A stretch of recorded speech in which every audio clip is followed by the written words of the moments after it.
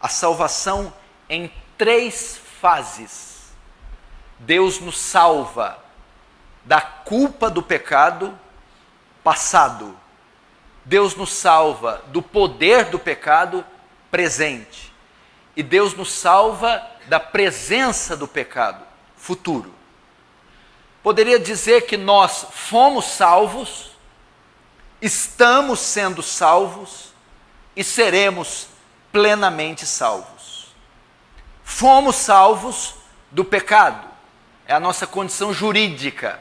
Quando cremos, o martelo foi batido e nossa culpa, fomos isentos da culpa.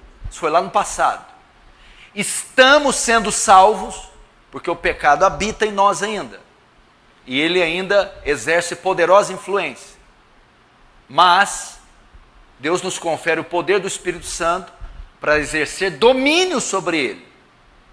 E seremos salvos, enquanto aqui na terra, o pecado ainda habita em nós. Mas, na glorificação, o pecado será erradicado, extinto, tirado de nós. Então seremos plenamente salvos. É mais ou menos isso. Eu quero tratar aqui a título de introdução também. Muitas pessoas têm dificuldade de lidar com seus pecados. Então vai ser uma mensagem para você saber como Deus lida com o pecado em nós e como nós também temos que tratar, enxergar, compreender o pecado em nossa vida. E muitas pessoas têm dificuldade, após a conversão, de lidar com o pecado. Porque muitas pessoas pensam que conversão é extinção do pecado. Que pensam que na hora que Jesus voltar, no instante que Jesus voltar, se não estiver lendo Bíblia naquela hora, fica. Não é só não pecar. Tem que estar naquele exato momento, talvez até de joelhos. Se Jesus voltar e estiver lendo um jornal, pensa que não vai. Porque não sabe lidar com o pecado. E existem pessoas assim, que pensam que conversão é extinção do pecado. O que acontece? Determinada pessoa, antes da conversão, ela está envolvida em uma série de pecados, e que é comum e oriundo do velho homem, do ímpio, práticas, imoralidades sexuais, cobiça, luxúria, lascívia, avareza, apego ao dinheiro, descontrole das suas emoções, ira, crises emocionais, e vai. E ela convive com esses pecados. Passa um tempo e ela se converte. Ela vem a Jesus.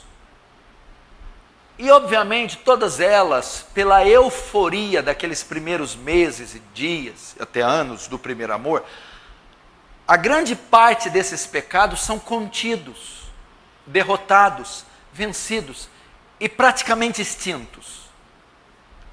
O que ocorre é que passa um determinado tempo, após esse período que alguns estudiosos chamam de lua de mel, primeiro amor, esses pecados começam a voltar. Então começamos a lidar com os mesmos pecados que nós lidávamos antes da conversão. Nós sentimos as mesmas tentações, as mesmas inclinações, e às vezes caímos naquele mesmo pecado de 10 anos atrás, antes de eu vir a Cristo. Isso causa o quê em nós? Dúvidas. Será que realmente eu fui salvo? Será que realmente eu sou salvo? Será que um salvo pode praticar o que eu estou praticando? E as pessoas começam a afundar em pecados de imoralidade, pecados de ira, pecados de arrogância e soberba, de idolatria, de omissões e uma série de outros pecados. E